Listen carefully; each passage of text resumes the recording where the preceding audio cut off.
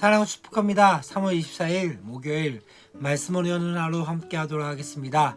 벌써 이제 3월달도 한 주일밖에 남지 않은 상황 가운데 있습니다. 어떻게 3월달 잘 보내셨습니까? 특별히 계속적으로 코로나로 인해서 학교 등교가 대면과 비대면으로 계속적으로 혼돈 가운데 있고, 또한 그런 가운데서도 많은 친구들이, 또 많은 분들이 또 코로나 확진으로 인해서 또 집에 격리된 상황들도 되어지고, 참 다사다난한 느낌들이 되어진 것 같습니다.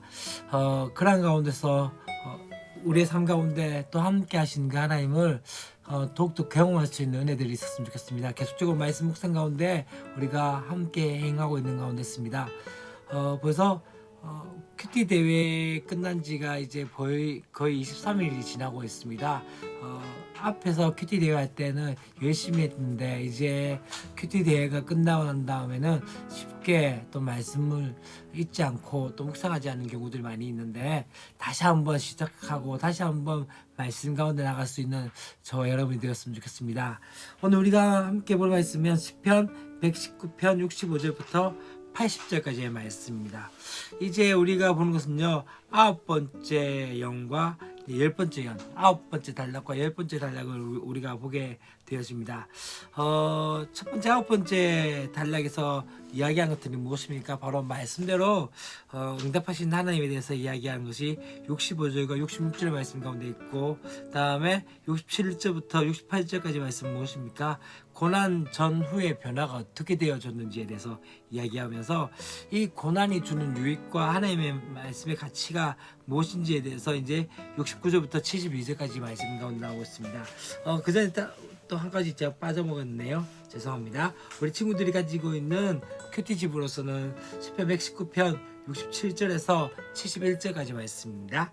자, 그렇다면 이제 우리가 함께 보고자 하는 것은 무엇입니까? 우리가 먼저 앞에 9번째 단락에 대한 이야기들을 좀 하고자 합니다.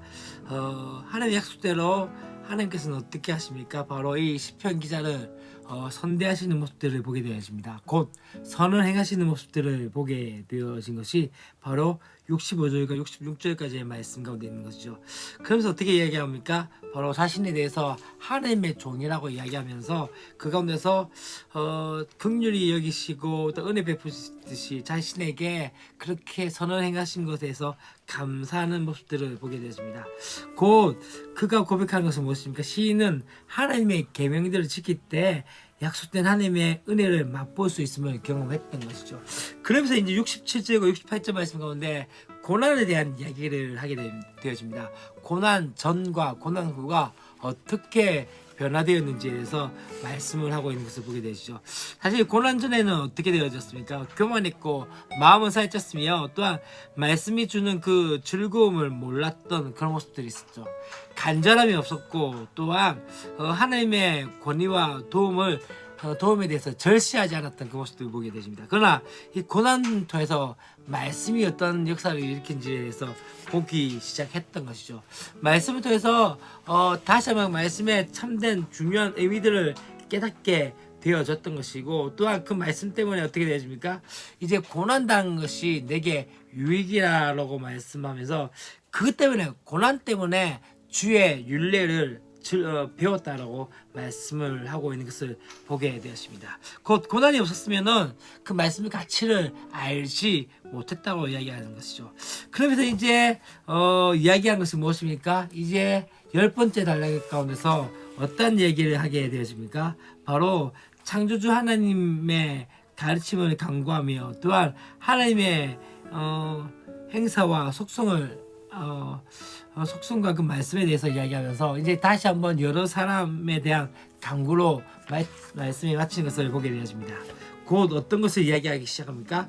고난이 유익이 하나님의 말씀을 배우는 것으로 그렇게 알게 되어진 것처럼, 또 이번에는 어떻게 얘기합니까?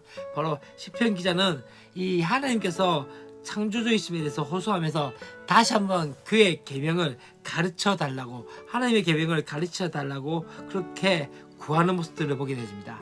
주의 손이 나를 만들고 세우셨나이다 라고 말씀하면서 어떻게 합니까? 그분께서 자신을 만드셨음에 대해서 고백하며, 또한 그렇게 세우셨기 때문에 이제는 어떻게 해요?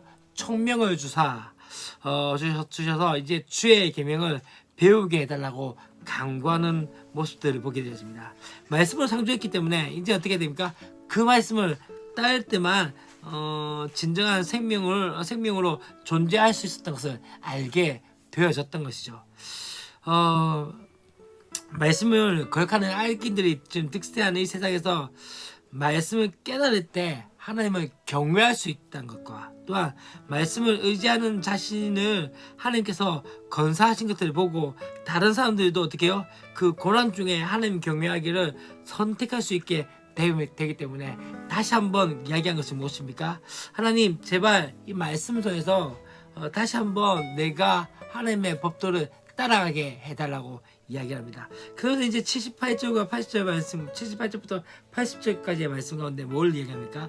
여러 사람들에 대한 강구가 나옵니다. 지금 시편 기자의 주변에 있는 사람들을 두 가지로 나누기 시작합니다. 교만한 사람들과 또 어떤 사람들입니까? 하나님을 경외한 사람들에 대해서 이야기하면서 교만한 자들에 대해서 어떻게 이야기합니까? 그렇게 이야기합니다.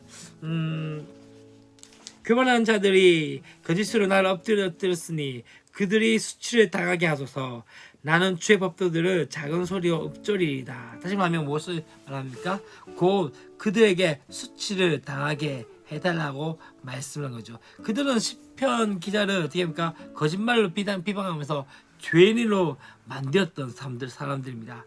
그렇기 때문에 하나님을 경외하지 않으므로 율법을 무시하고 거짓말과 속임수를 대수롭지 않게 여기는 자들이기 때문에 어떻습니까? 그들 가운데 분명히 수치를 당할 것에 대해서 이야기하면서 시편 기자의 자신의 무고함에 대해서 드러나게 될 것인데 그렇기 때문에 하나님의 법도를 하나님의 말씀을 더욱더 읊조린다, 묵상한다고 말씀하고 있는 거죠.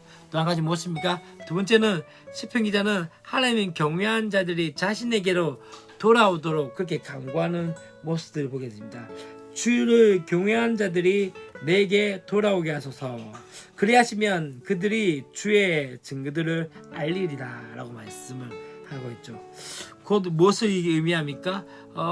그들이 돌아오게 되어진 것들 또한 그 모든 것들을 통해서 어떻게 됩니까? 주의 증거를 알게 만드신다라고 말씀하면서 그렇게 되어진 것들이 무엇입니까? 이 말씀이 있기 때문에 주께서 주신 고난이 주의 의로움과 성실함에 모순되지 않는다는 것을 알게 되어졌던 것이죠.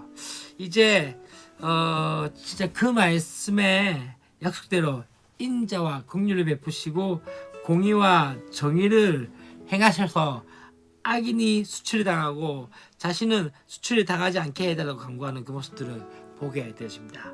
또 주의 말씀을 잊지 않고 기억하며 묵상하여 말씀해 주는 그 즐거움을 붙잡겠다고 지금 시편 기자는 이야기한 거죠. 그러면서 어떻게 합니까? 그런 자신을 살게 해달라고 강구하는 모습들을 보게 되어집니다. 사랑하는 여러분, 다시 한번 하나님의 말씀이 우리 가운데 주어진 것들이 무엇입니까? 그 말씀을 통해서 고난을 볼 때 고난은 어떤 역할을 감당할까요?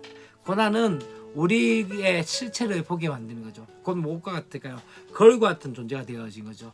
고난을 통해서 내가 지금 교만해져 있구나. 내가 어떤 모습이구나. 또한 지금 다시 한번 하나님의 말씀이 얼마나 소중한지에 대해서 다시 한번 깨닫는 것은 바로 고난을 통해서 되어진다는 것을 말씀을 하고 있는 것이죠. 또한 그 고난을 통해서 이제 다시 한번 우리 가운데 말씀이 창조의 역사를 만드는 것처럼 우리의 삶 가운데 다시 한번 생명의 역사를 만들어 가심에 대해서 다시 한번 고백하며 그렇게 오늘 하루의 삶을 살아갈 수 있는 저와 여러분이 되었으면 좋겠습니다.